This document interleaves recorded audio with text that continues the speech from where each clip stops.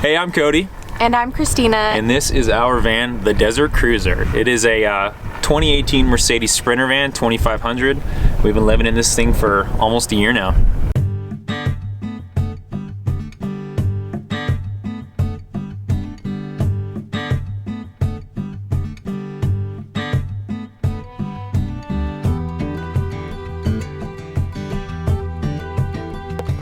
So the kitchen obviously is the most important of our entire setup, simply because we have food prep situations here. We can fill up all of our waters here, plenty of storage for charging all of our electrical equipment. So we have charging ports on the side over here. We have 2 USBs. We also have 220 volt outlets. So when we're hanging out here, we can be charging our computers, camera gear, whatever else while somebody's still sitting in the back. And biggest thing for us was fresh food. So we got a big old isotherm Cruise Elegance 130 fridge. Plenty of storage, just a little dirty right now. I mean, we have everything from eggs. We got a little freezer in here for meats, ravioli, stuff like that. So the isotherms are expensive, but the quality, it seems like, is super dialed. Countertop itself is just from Home Depot. It's just a butcher block. I can't remember the exact thickness. It's probably an inch or two thick. And then we just used the stain from the company that we bought the butcher block from. We just cut it up to the size that we wanted, and it was super simple. And then our stovetop is just a 2-burner propane stove. We got a big burner on the back for boiling water, pots like that. And then the front one has a really nice simmer option. We were kind of worried about reading reviews from Amazon that these things rattle a lot while we're driving, but this grate's pretty heavy duty, so it doesn't have any issues, and it was not that expensive, which is really nice. And then our propane is actually under our sink, which we'll get to. But below the propane, or below the stovetop, is all of our kitchenware. We decided not to go with sliding shelving just because A, it saved money because slides are really expensive, and B, where we were living, we already had fixed shelves. So we had no issue bending down just to pull our plates out or anything like that. Our utensils, super easy. They're just in utensil organizers, because that's the biggest things that people are worried about, is utensils rattling around when you're driving on these dirt roads. We do not hear a single thing. And then our sink is a Ruvati. It's a bar sink. And then this is also a bar faucet head. The one thing that we do wish is that our sink was a little bit bigger. I want to say it's probably 10 inches by 10 inches or so, and it's pretty deep. But I'm pretty tall, and I do find splashing coming out of the sink not a huge deal. But the funny thing about our setup is we do not use our faucet. We bought a foot pump with every intention of using our sink rather than using an electric water pump just to save power and water. But we wash all of our dishes with a squirt bottle. This we will literally use for all of our dishes. I mean, if we had everything dirty, one bottle out of this thing will clean all of our dishes, clean the sink and everything, which saves huge amounts of water for us, because water is obviously a super limited resource when you're living on the road.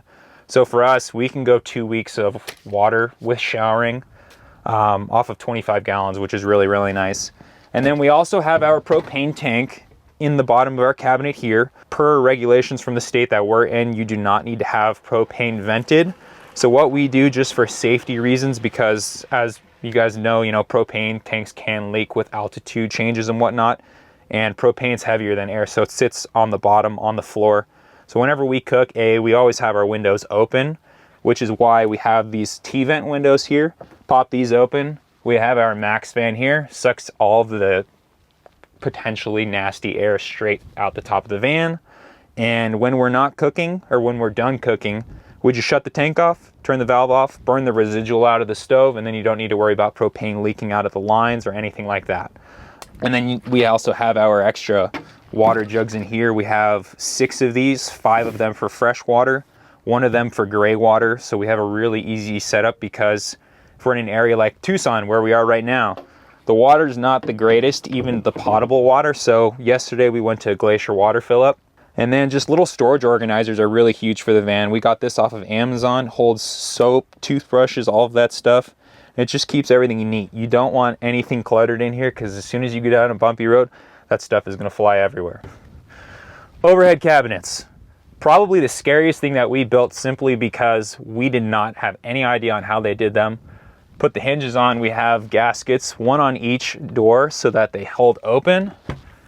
And the biggest and probably most important thing is having strong latches so that when you're driving down dirt roads, these things don't fly open. So we actually went magnetic, and these things are so strong, like you have to tug on them to pull them open. We've been on some horribly rough roads and they have never opened on us. And we got a lot of heavy stuff in here. And then for the latches, just leather pull latches. They're really simple. It's kind of European style. We really liked it. So we keep all of our, snacks, seasonings, oils and stuff like that up here. We have coffee, paper towels, different things like that. And to secure it to the van, we just screwed it straight into the metal framing so that it's really, really solid with tips of Loctite on it so that when it hits the body of the van, it really glues itself in. But the one thing that people don't like about the overhead cabinets is it can feel like it really constricts you. So we made sure that they did not protrude over the countertop so that when we're cooking right here, we're not ducking underneath it because I can't stand under the doors. So that's a huge consideration. So we have a Max fan up here. It's really, really nice because you can have it open while it's raining. It has a huge hood on it. It exhausts as well in intakes. We went with the manual version because the less electrical things that we have in here, the better, because we can work on those things. So it's hand cranked, power buttons up here with a little board on it. And besides what we're having issues with right now, we've used it in the rain, which is huge. If you're stuck in your van and it's pouring rain outside, you need that fresh air. We can just open our windows up right here behind the galley and just have fresh air coming right through the entire van. The one thing though that we've been talking about is adding some sort of folding table countertop situation just so we have more space to use like this seating area as well.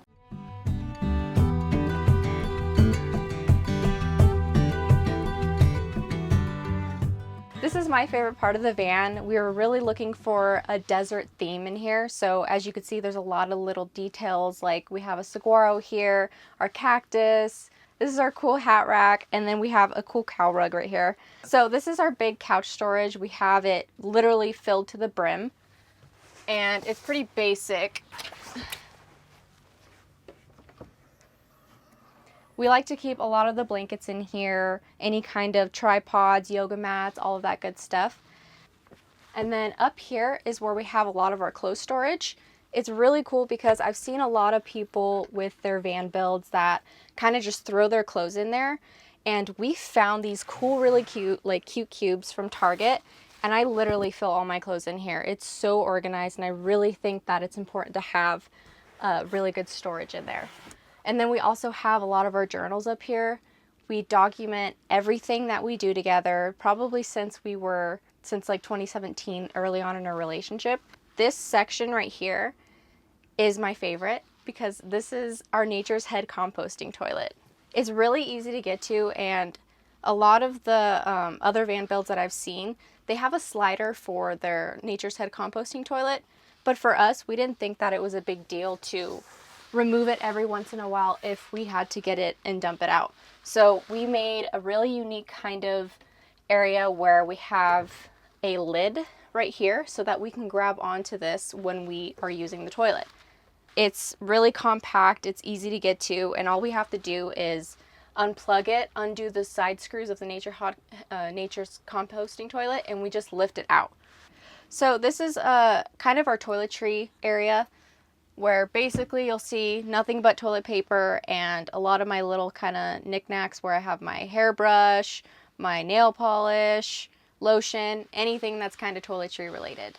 We wanted to have a layout where we were able to charge our laptops and stuff from like the comfort of our bed to hang out on. And we do have USBs and also areas where we could put a cigarette lighter and just kind of charge like anything basically, and it works really, really well. I love the layout, and I love the dimmers here too because we have it set up so that half the lights in the back can turn on. This is a place where I spend a lot of my time, and basically it's because it's super comfortable. I work remotely and I find myself on this bed like almost all day when I am. So this is our side bed storage. At first, when we were building the van, we thought that we were going to have half of this side on both sides. And then we realized, wait, we should just have it nice and big. So it's really nice to have extra clothes here, underwear, socks, all that good stuff. And then when we wanted to build this area, We built this first, and then we added the trim to our windows afterward. So a bighorn sheep is literally Cody's spirit animal. So we have a lot of these little things back here. We got this as a gift, a wedding gift from being a bridesmaid and being part of the wedding.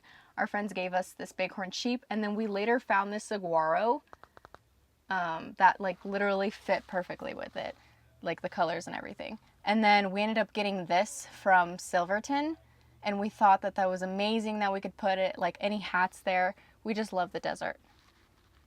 We had our eyes on like those Pendleton blankets that literally have the coolest designs, and we finally found one that fit our perfect desert theme in Ashland, Oregon.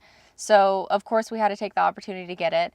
And what's actually really funny too, we have like, I feel like 5 or 6 blankets in here, and you probably can't even notice because everything's kind of tidied up and neat, but we have so many, and I use them for any kind of like day. Like, it's kind of insane. So a lot of people ask us how we live together and are around each other 24/7. The answer is that's kind of how it was from the very beginning. Yeah. As soon as we met, we were glued to each other. Like, there's probably only like 1 day a week we were apart. Yeah. And then after a year into a relationship, we moved in together, and we are like never apart. It's been 4 years since we've spent a night apart, literally. We love being in this tiny space because we're always working around each other, and it also teaches you patience because no matter who you're around, you know, if you're in each other's way, it's going to annoy you at first a little bit, but living in here has really allowed us to have patience to be like, okay, I need to go this way, you need to go this way. Now we have more patience for each other when we're doing different things, whether it be out filming on trails. Okay, we got to take a second to do this. So basically all the little things, I guess, is what I'm saying, we don't get annoyed at as much anymore. From living in the van. So the van has honestly been a huge lesson for us working together. She gets to use the toilet inside. That's her comfort. I have no issue helping her by emptying the toilet out or doing the shower, things like that. We just work together. We have to work together. You can't do this lifestyle without having each other's help. I mean, since even the build, like, we couldn't have done this without each other. But we are just glued at the hip. Literally, we are glued at the hip. So our garage is obviously my favorite part of the van, and that's the reason why we got this longer van, so that we can fit all of our bikes, all of our camping gear, everything underneath the bed. So our bed's 36 inches from the floor up to clear our bikes. So we have 4 of them in here. We have 2 mountain bikes, mine and Christina's, and we have 2 road bikes in here. We have all of our water storage, so we went with water jugs like I said earlier, simply because we could fill these up anywhere if we have to. We have some storage behind the bikes over here that actually rests on the wheel well. So we built boxes around the wheel well because you might as well utilize the space, and it basically acts as its own shelf. We have shower stuff here, helmets hanging, we have recovery boards, all that stuff.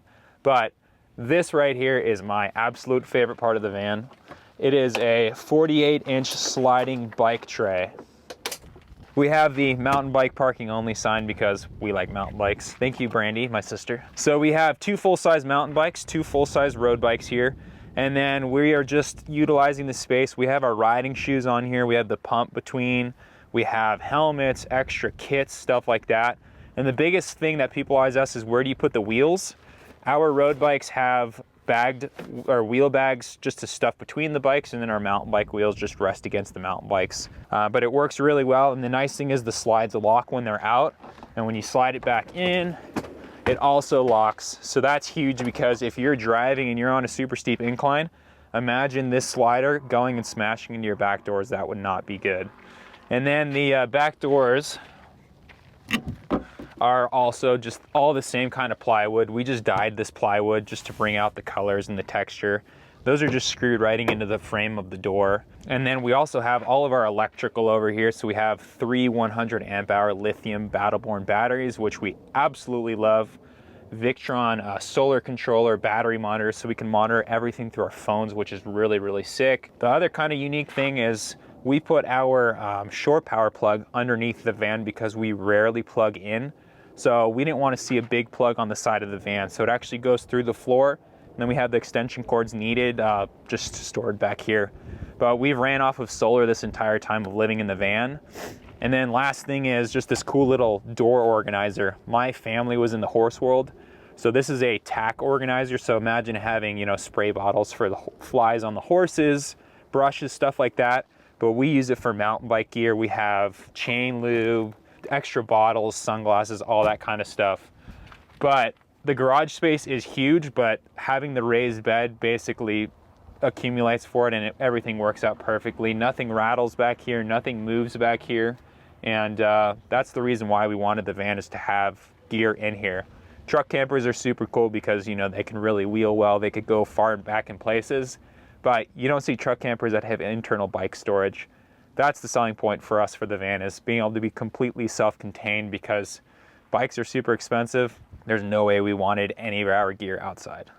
One of the most popular things that we get asked a lot is, you know, like, was it scary for us to move into the van and change lifestyles? And I'll say that living and changing for lifestyle from a stationary home to a van does sound scary, but it's honestly no different than moving from a new city to a new city.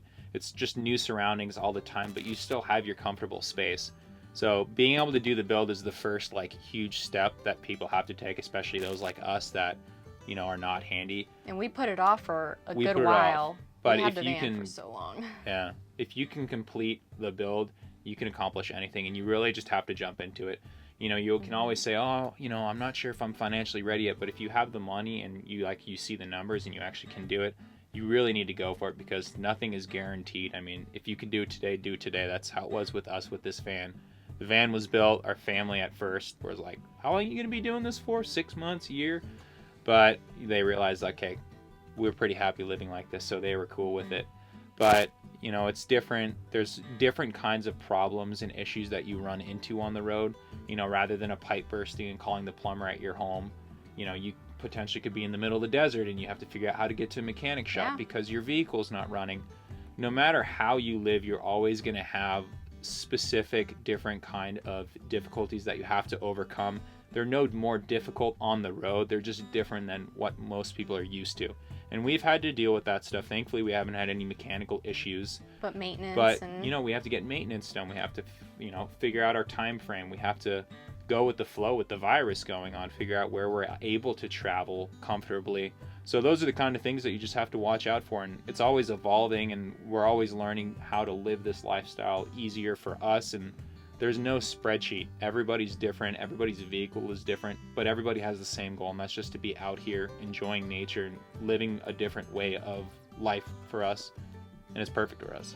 It really is. So there's gonna be a lot of what ifs when you think about doing van life or building out your home, but the reality is that you just got to go for it.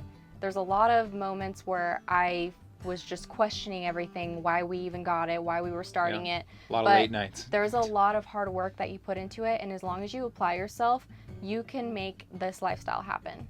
If we can do it, literally anybody can do it. Anybody can do it.